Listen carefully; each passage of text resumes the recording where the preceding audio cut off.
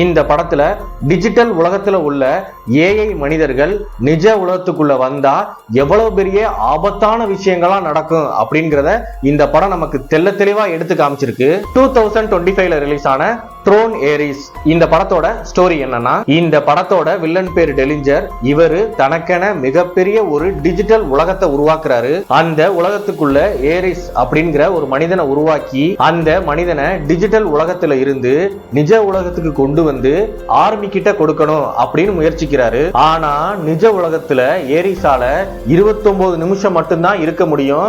அதுக்கப்புறம் ஏரிஸ் கரைஞ்சு போயிரும். டெலிஞ்சர் கம்பெனிக்கு போட்டி கம்பெனியான என்காம் அப்படிங்கிற ஒரு கம்பெனி இருக்கு.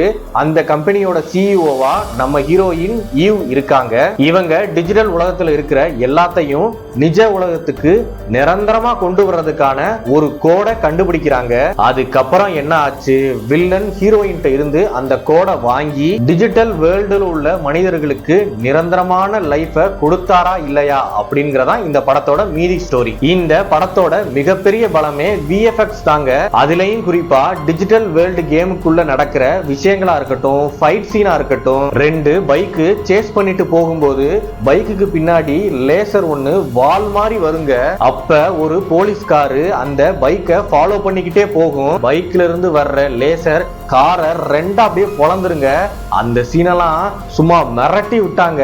நீங்க ஒரு நல்ல விஷுவல் எக்ஸ்பீரியன்ஸோட ஒரு படம் பார்க்கணும் அப்படின்னு ஆசைப்பட்டீங்கன்னா இந்த படம் ஒரு மஸ்ட் வாட்சான மூவிங்க. இந்த படம் வந்து ஜியோ ஹாட்ஸ்டார் தமிழ்லயும் இருக்குங்க. இந்த மாதிரி மூவி அப்டேட்ஸுக்கு நம்மளுடைய சேனலை ஃபாலோ பண்ணிருங்க.